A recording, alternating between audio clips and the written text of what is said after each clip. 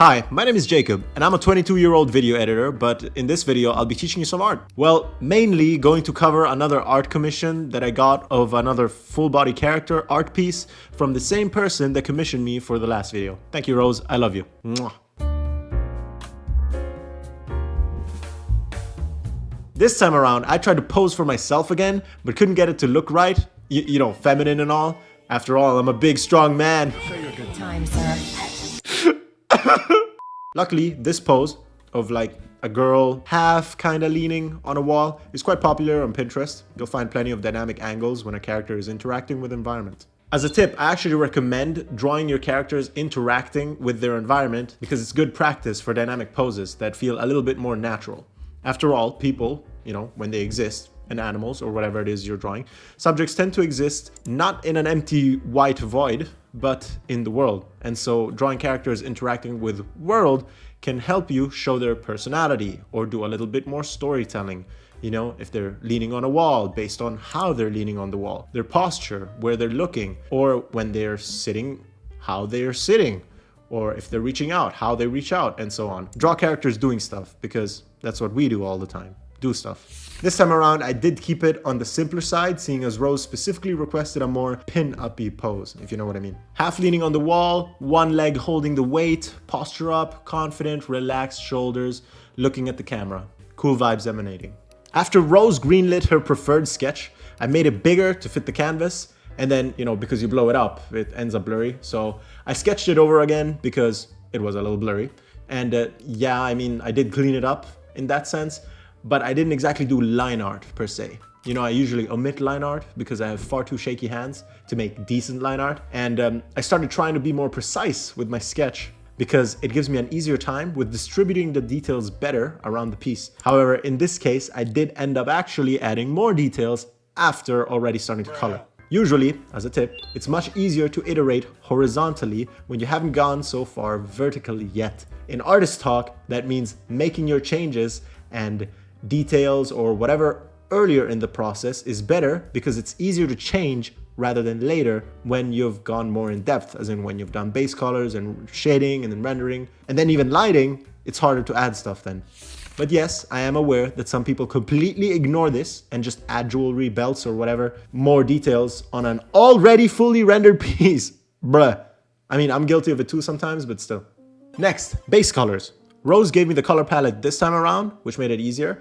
And because it's a new character, I haven't really drawn it before. So I would have either come up with it myself until she approved of something, or she would give me the color palette, which in this case she did, so it saved me a lot of time. I just arranged the colors in a way that would lead the eye toward what's less present, as in the only saturated color out of the color palette is the blue, her top. I put the only saturated color towards the top, closer to her chest and face, because that's where I want the people to look. You can see how if instead of that I made her pants blue, it would have distracted you from the focal point, which I want to be her face and like the top half of her. You would have had a harder time leading your eye there because what's less present, the saturation, is what's drawing your eye, and it's drawing your eye in the opposite direction of the focal point. So you would have been looking at the pants. Even though I would consider myself a painter because I paint over the lines and I render, I do still use clear layer structures when doing base colors and the lasso tool coupled with clipping masks to have clean flats with no empty pixels. Remember scarcity. What's less present attracts. Contrast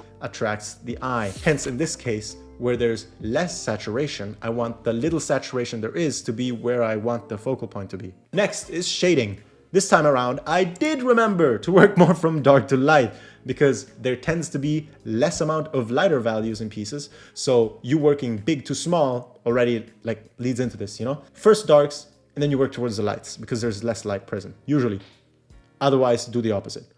I added lighting towards the end of this piece, which I'm quite proud of. I kept my cool and stayed patient. I know adding light right away is very satisfying, but it just complicates everything if you haven't already gotten the shading to look right and, gotten the shading to follow along the form of whatever it is you're shading. Adding the light beforehand will just confuse you and makes things more complicated. A tip is to add the little light that you do where you want the eye to be attracted, because like the last tip about scarcity, where there is less of something, you are attracted to it. Next is rendering. For me, rendering is just painting over the lines and adding tons of little detail to make stuff look polished. One thing I'm always careful of is to work from back to front. For example, this character has a lot of belts on her, a lot of straps. And what I mean with this is that I would draw the belt from the back, like the furthest most layer, the base layer, which is just the color of the leather, and then the metal parts on top of it. The reason why is because this saves you time needing to paint over stuff later, like fixing up the lines if they're not completely, perfectly matching. And ideally, you want to minimize the actual strokes that you make on the canvas and get more out of the ones that you do decide to do. This is the same concept as wanting to start from big to small, because big strokes will you'll get more bang for your buck. You'll cover more of the canvas. And then with smaller strokes, you'll get less. On top of this, also, you ideally wouldn't want to paint over what you've already painted. You would want to do that as little as possible to save you time. This is also a great tip for becoming faster at art. Thinking before you put a stroke of paint onto the canvas will make you end up taking less time.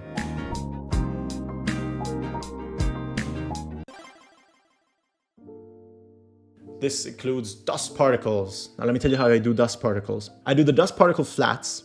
I then duplicate the layer, and the duplicated layer that is above, I gauge and blur it a little bit and set it either to add or color dodge, the layer mode. This step is also just a lot of prettifying the piece. It's the plating to complete a fancy dish, the glitter. Atmospheric depth to separate and give depth to the piece by separating the two legs, the arm and the hand coming into the silhouette of her chest and so on to make it feel more 3D. Same thing with fixing up the background and adding details to it here and there, but not too many. And since the background wasn't the focus, I could get away with making it less detailed. Remember, contrast attracts. So for the background, if you make it less detailed than your subject, and your background comprises more of the canvas, then you are going to lead the viewer's eyes to said subject. Noise layer plus chromatic aberration. And I do this because it makes the look of your art feel less artificial and more like a camera, like an actual photo camera, took the picture. And with that, I think we are done.